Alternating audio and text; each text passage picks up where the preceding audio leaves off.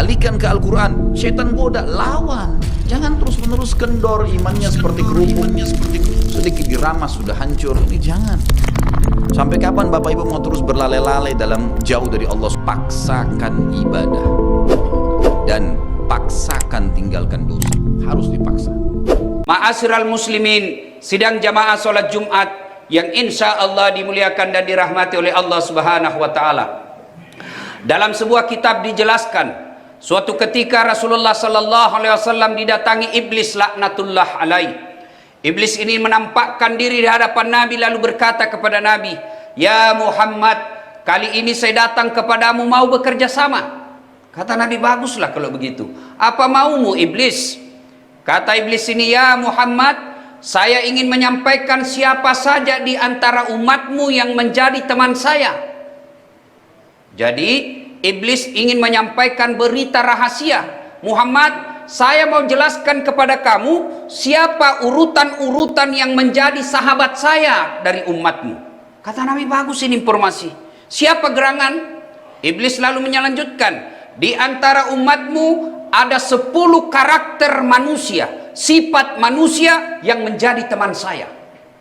Siapa? Mari kita simak, mudah-mudahan tidak ada yang jadi teman setan di tengah-tengah kita.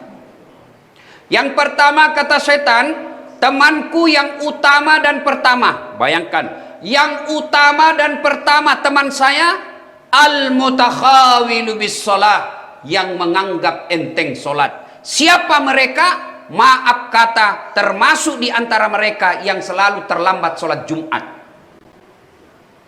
Orang yang Jumat selalu terlambat, ya bedalah kalau misalnya Bapak Gubernur, barangkali ada kebutuhan rakyat yang harus dipenuhi, kebutuhan pekerjaan yang tidak bisa ditunda, akhirnya terlambat datang. Kalau Anda pengangguran, tidak ada kegiatan lain, sudah tahu ini hari Jumat, dianjurkan datang lebih awal, lalu terlambat dan merasa tidak berdosa, bahkan merasa tidak malu, ketahuilah Anda masuk dari teman setan. Dan biasanya yang selalu terlambat datang itu, Pak, lihat-lihat wajahnya, paling terlambat datang dan juga nanti paling cepat pulang. Khatib berkhutbah, dia berwhatsapp, mau masuk surga, nenekmu punya surga. Ini yang kita lihat banyak, Pak. Terlambat, paling terlambat datang, paling cepat pulang, dan pekan-pekan seperti itu. Inilah yang Nabi katakan, orang-orang seperti itu adalah menganggap enteng sholat. Duitnya hilang, 1 bulan kepikir duitnya hilang 5 juta. Begitu temu temannya yang pengusaha, "Ngapain kau ribut sekali? Hilang duitku bro." "Berapa?" 5 juta. "Sudahlah, enggak usah kau pusing, saya gantikan kau ini 5 juta. Begitu diganti duitnya 5 juta, tambah berpikir dan sengsara hatinya. Kenapa? Seandainya duitku tidak hilang, sudah 10 juta duit saya. Duitnya hilang, dia pikir 3 hari, diganti malah makin berpikir, sementara sholatnya dia tinggalkan tiap hari, merasa tidak pernah dosa. Ada orang karakternya begitu, Pak. Dia takut berzina, dia takut curi sendal ketika dia pergi Jumatan, dia takut ngerampok, tapi ketika tidak sholat merasa tidak ada dosa sama sekali. Itulah temannya setan, Pak. Penting ini sholat. Kenapa? Dia adalah puncak penghambaan hamba kepada Allah. Saya ulangi, kenapa sholat ini penting? Karena dia adalah puncak penghambaan kepada Allah. Tidak ada pekerja lain. Inilah ibadah yang paling menandakan kita hamba Allah. Bapak haji boleh menunaikan sambil haji dagang, boleh tawaf sambil dengar musik, boleh, tidak membatalkan. Bapak puasa boleh sambil dagang, Bapak puasa Ramadan boleh sambil dengar musik, bahkan nyanyi-nyanyi, boleh. Bapak bayar zakat boleh diwakilkan, bahkan boleh sambil dengar musik. Tapi ketika mendirikan sholat, tidak boleh ada kekuatan lain, tidak boleh ada kegiatan lain. Kenapa? Inilah engkau membuktikan kamu hamba, tidak boleh ada kegiatanmu yang lain. Itulah sebabnya sholat paling gampang dilakukan. Kenapa? Karena dia adalah tanda keislaman kita.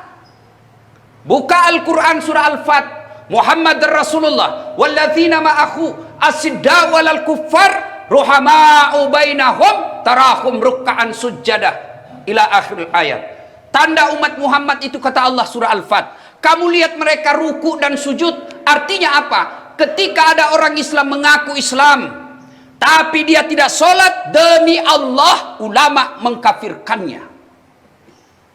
Bahkan Imam Syafi'i menghukumnya, mereka yang sengaja tidak mau sholat, lalu diperintah sholat dia tetap tidak mau, diperintah tobat dia tidak mau, lalu dia wafat, Imam Syafi'i mengkafirkannya dan mengharamkan jangan kau sholati jenazahnya.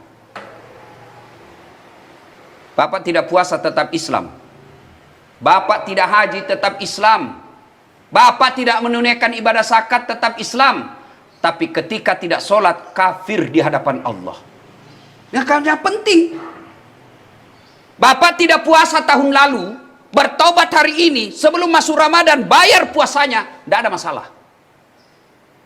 Bapak tidak haji padahal sudah mampu, taubat hari ini, tahun depan berangkat haji, selesai urusan haji kewajibannya. Bapak tidak bayar zakat padahal sudah mampu, 4 tahun berturut-turut tidak bayar zakat, hitung berapa zakat yang ditinggal, bayar besok, selesai utang zakatnya. Tapi ketika Bapak tidak sholat subuh tadi subuh, bagaimana cara gantinya? Bapak mau ganti bagaimana? Besok saya sholat subuh Ustaz 2 kali, lebih salah lagi.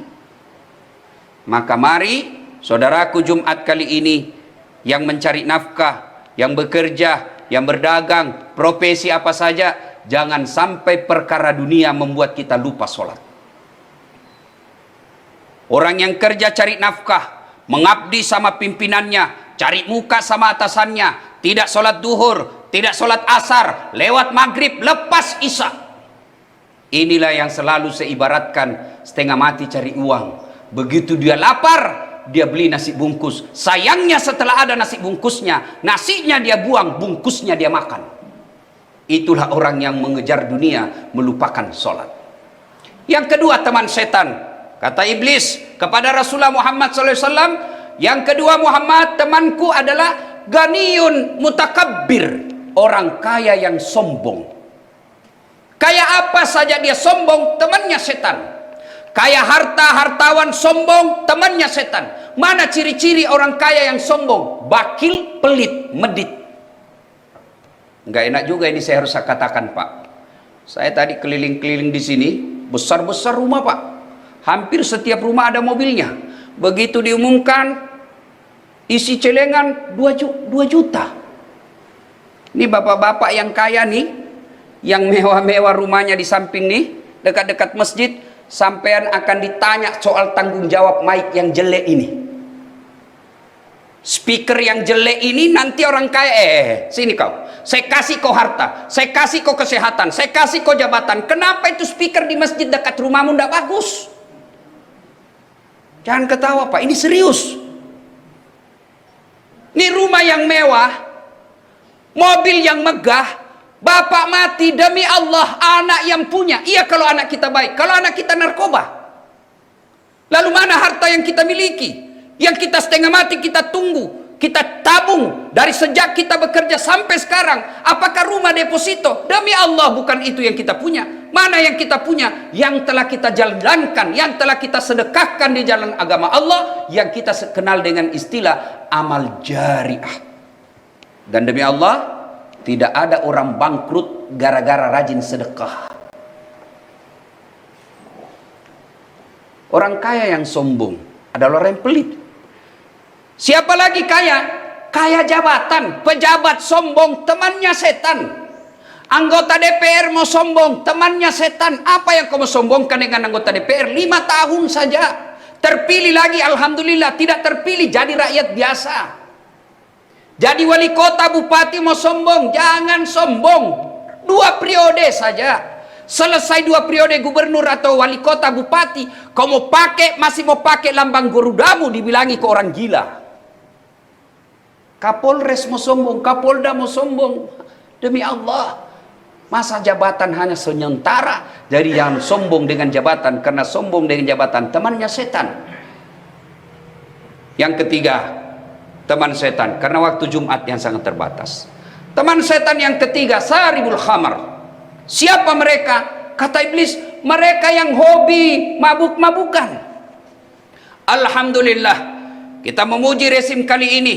Kita harus mengapresiasi presiden kita kali ini yang telah menerima aspirasi umat Islam untuk membatalkan legalitas miras. Alhamdulillah. Karena miras memang mabuk orang. Mabuk miras, temannya setan.